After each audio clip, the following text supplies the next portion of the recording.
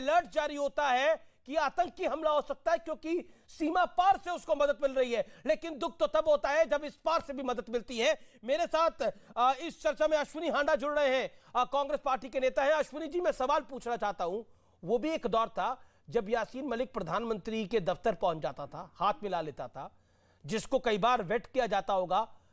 यह भी एक दौर है जब वो तिहाड़ जेल में है। आपको किस दौर में सुकून मिला है? अमिलेश जी, सुकून तो आज ऐसा देखने को मिल रहा है कि वो भी एक दौर था जब अटल बिहारी वाजपेयी जी प्रधानमंत्री थे और इसी आतंकी को जो है वो वीजा दिया गया था पासपोर्ट के रूप में। तो वो भी एक दौर था। ये आपको आज की सरकार से पूछना चाहिए कि आखिर आपका अच्छा पॉइंट है, अच्छा पॉइंट है आपका। मैं आपसे पूछना चाह रहा हूं कि आपको आज, क्योंकि आज तो मोदी की सरकार है, तो आपको सुकून मिल रहा है जब ये तिहाड़ जेल जा रहा है? You are happy, you are sad? देखिए, आतंकी कोई भी हो, उसको सलाखों को भेजना सरकारों का काम होता है। बड़ा अच्छा। हांडा साहब, अब हांडा साहब, आपने बहुत अच्छी बात बोली। आतंकी कोई भी हो, उसको सलाखों के पीछे ही रहना चाहिए। सही कहा आपने। लेकिन तब गलत हुआ था जब डॉक्टर मनमोहन सिंह ने हाथ मिलाया था इससे, तब वो काफी गलत था, क्योंकि आतंकी तो तब भी था ये। इससे तो हिंदुओं को मारा है, ये तो फौज को मारा है, फौज के लोगों को मारा है। मुझे ये बताइए, आज सरकार किसकी है? सवाल किससे होना चाहिए? विपक्ष से होना चाहिए कि सरकार? बिल्कुल, गौरव भाटिया को मैं बख्शूंगा नहीं, कड़े से कड़ा सवाल पूछूंगा। मैं आपसे बड़ा सरल सवाल पूछ रहा हूं। आपने बोला कोई भी आतंकी हो, उसको सलाखों के पीछे ही होना चाहिए। मैं तो कहता हूं उसे फांसी होनी चाहिए। लेकिन क्या मैं आपसे जान सकता हूं कि डॉक्टर मनमोहन सिंह के साथ जब ये हाथ मिला रहा था और इनको वो सीडी गिफ्ट कर रहे थे यासीन मलिक डॉक्टर मनमोहन सिंह को, वो सही था या उस पर आपको नाराजगी है? दिल से बात करिए। मैं ये कहना चाहता हूं कि मैं भी आपके द्वारा पूरे देश से आज पूछना चाहता हूं, देश के आगे सवाल है आपके सामने, कि ये बताइए कि जो लोग सरकार में थे और कंगाल छोड़ने जाते हैं, उन लोगों को गलत आपने बोला ना, वो गलत था। मैं गौरव भाटिया से पूछूंगा। मैं आपसे पूछ रहा हूं, मनमोहन सिंह से यासीन मलिक का मिलना सही था या गलत था? बताइए। देखिए, ये उस समय की परिस्थितियां थी। क्या परिस्थिति थी? नहीं, क्या परिस्थिति थी? आतंकी को बुला के घर में चाय पिलाने की, वहां पर खाना खिलाने की क्या परिस्थिति थी? अब मुझे नहीं पता वहां पर अंदर क्या क्या हुआ है। क्या मतलब आतंकी को बुला के क्यों? मैं जानना चाह रहा हूं क्यों? आपके घर में कोई आतंकी जाएगा, आपसे अगर मिलेगा तो क्यों मिलेगा? हाथ मिलाएगा या मेरे पास आके क्यों मिलेगा आतंकी? ये सेम परिस्थिति अटल बिहारी वाजपेयी नहीं, अटल बिहारी वाजपेयी मिला क्या यासीन मलिक से? अटल जी मिले थे क्या यासीन मलिक से? उनको व्याख्यान करने के लिए पासपोर्ट दिया गया भारतीय जनता पार्टी की सरकार के चलते, और खुद प्रधानमंत्री अटल बिहारी वाजपेयी जी ने ये कहा था, कश्मीरियत, जमहूरियत और इंसानियत। कश्मीरियत का मतलब यासीन मलिक नहीं है। कश्मीरियत का मतलब यासीन मलिक नहीं है। ये गलतफहमी है आपकी। नहीं, देखिए जो नहीं। ओके, गौरव भाटिया, लेट गौरव भाटिया कम इन। हांडा साहब इंतजार करिए। गौरव भाटिया जवाब। खुश है कांग्रेस के नेता भी, कह रहे अच्छा हुआ है। अमीर जी, मेरी आपसे गुजारिश है कि थोड़ी बरनौल लेके कांग्रेस हेडक्वार्टर पे भिजवा दीजिए। अरे ऐसी आग लगी है, बहुत जलन हो रही है, परेशान है। जिस तरह से ना बोले, लोगों ने इनको चुप करा दीजिए अमीर जी। आपने 1990 वाली स्थितियां बना दी है गौरव जी। प्लीज शांत कराइए, आज 1990 के प्लीज। चिल्लाने की कोई जरूरत नहीं है। यासीन मलिक आपका भाई लगता है क्या? इतना दर्द क्यों हो रहा है? देखिए, दर्द क्यों हो रहा है? मैं बोल रहा हूँ, मुझे लगा आप मेरे भाई हैं, मुझे अब लग रहा है आप पाकिस्तानियों के भाई हैं। शांत हो जाइए। मैंने आपकी बात सुनी, आपने मुझसे सवाल किए, मैं उत्तर देना चाहता हूँ। इससे तो ये लगता है कि आप सुनिए, आपकी सुनिए। अच्छा प्लीज अमीर जी, प्लीज तू मैं नहीं करेंगे, तू मैं नहीं करेंगे, प्लीज सुनिए। आपने ये बात कही ना, भाजपा आई, क्या किया, क्या फर्क है, मैं बताता हूं। सबसे पहले जिस मुकदमे में सजा हुई है, ये कब लिखा गया? 31 मई 2017, ठीक है, जब हमारी सरकार आई। जबकि भारत के खिलाफ आतंकवादी गतिविधियों में लिप्त ये कई दशकों से था। दूसरी बात, अमीर जी, बिट्टा कराटे आपको मालूम है बेल हो गई थी जब कांग्रेस की सरकार थी, यूपीए की, क्योंकि अपोज ही नहीं करी तो बेल हो गई। आज कहां है बिट्टा कराटे? जेल की सलाखों में। तीसरी बात, JKLF पे बैन किसने लगाया? मोदी जी की सरकार ने। चौथा बड़ा कदम, जी। तिरंगा जो है ना, 1952 के बाद पहली बार जम्मू एंड कश्मीर सेक्रेटेरिएट में तब लहराया गया जब अनुच्छेद 370 को समाप्त किया गया। गौरव 1952 के बाद सोचिए, इसीलिए इनको दर्द हो रहा है। ठीक है, मैं हांडा साहब के पास मैं आऊंगा, लेकिन उससे पहले माजिद हैदरी कुछ रिएक्ट करना चाहते हैं, ललित अंबरदार भी कुछ कहना चाहते हैं। माजिद हैदरी, आप औरंगजेब मुसलमान को ले आए, क्या आपको लगता नहीं है कि एक आतंकी जिसने भारत के नागरिकों को मारा, एक आतंकी जिसने भारत के फौज के लोगों को मारा, उसको आप कवर फायर दे रहे हैं? अमीश भाई, मैंने कवर फायर दे रहे हैं? इंसानियत के नाते तो शर्म करो, या इंसानियत भूल चुके हैं? नहीं अमीश भाई, मैंने पहले इस प्रोग्राम में कहा कि मैं किसी आतंकी का समर्थन करने नहीं आया हूं। मैं एक सवाल पूछ रहा हूँ गौरव भाटिया साहब से, बड़े आदर के साथ। गौरव भाटिया साहब अटल बिहारी जी प्रधानमंत्री थे, उन्होंने अजहर मसूद को माई बाप कहा, उससे सरकारी दामाद बना के कंधार लेके।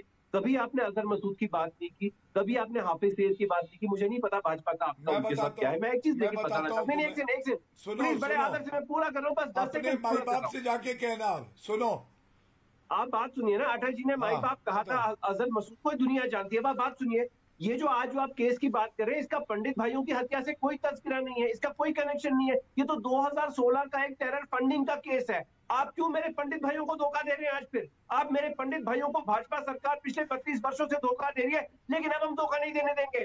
पंडित भाइयों, देशवासियों, ये जो यासीन मलिक का केस है ना, इसका 90 के दशक से कोई ताल्लुक नहीं है। ये भाजपा वाले झूठ बोल रहे हैं आपको, ये गौरव भाटिया जी झूठ बोल रहे हैं आपको। गुजरात के इलेक्शन के लिए, 2024 के इलेक्शन के लिए इसका पंडित भाइयों का खून बेचा जा रहा है। आप लोग समझ जाओ देशवासियों, ये झूठ बोल रहे हैं। जितनी देर आप ऑन रखेंगे, क्या जहर उगलेंगे? 2016 का केस है, 2016 के प्रोटेस्ट का टेरर फंडिंग का केस है। कौन से पंडित भाई को मारे जाने का केस है? कौन सा टिकलाल टिपलू का केस है? कौन सा मुंह के 10 लगे हुए हैं? ज्यादा क्यों बोलते हो भाई? शांत हो जाओ। बोल रहे हैं आज के 11 रुपए पाकिस्तान भिजवा देगा तुम्हारे बैंक में, और हम पकड़ेंगे, उसके बाद चिंता ना करो।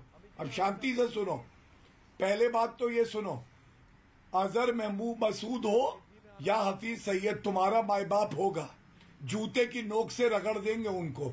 मसूद अजहर को डेजिग्नेटेड टेररिस्ट घोषित करवाया है।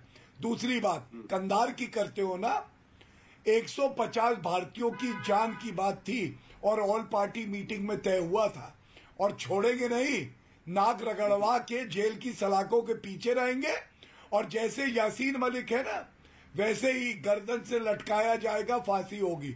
तीसरी बात, तुम्हें एक बात बताते हैं, तुम तो सगे अपनों के नहीं हो। अब बीच में नहीं बोलो, बीच में मत बोलो। बताइए, जुमलाबाजी छोड़िए, मैं बताता हूँ। हाँ, बता रहे हैं, 10 सेकंड इंतजार करें, ललित अंबरदार भी इंतजार कर रहे हैं। बुरहानवानी मुर्दाबाद बोलो। सुनो, बुरहानवानी मुर्दाबाद बोलोगे? नहीं बोलोगे। जो मुंह में दस्त लगा था, अभी चुप हो जाएगा, दही जम जाएगी। ज्यादा मत बोला करो। 11 रुपए मिले, 11 रुपए के हिसाब से बोलो। और सुनो, अपने माँ बाप से जाके कहना, उनको बड़ा दर्द है, उनका एक आतंकी बेटा सजा हुई है। पाकिस्तान में मातम इसीलिए मन रहा अमीर जी, क्योंकि आतंकिस्तान में मान लिया गया कि एक उनका आतंकी बेटा उम्र कैद में अंदर हुआ है।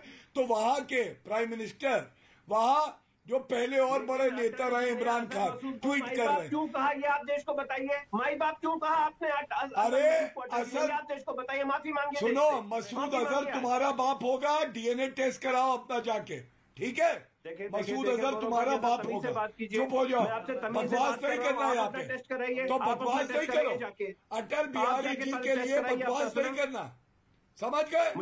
देश के वजीर आजम रहे, उन्होंने हर सांस में भारत के लिए कार्य किया, और तुम मसूद अजहर को माई बाप मांगते हो, तो जाके उसकी गोदी में बैठो, समझ गए? बुरहानवानी को आतंकवादी बोलो, चलो बोलो, बुरहानवानी को आतंकवादी बोलो, सपोले बोलो, आतंकवादी बोलो।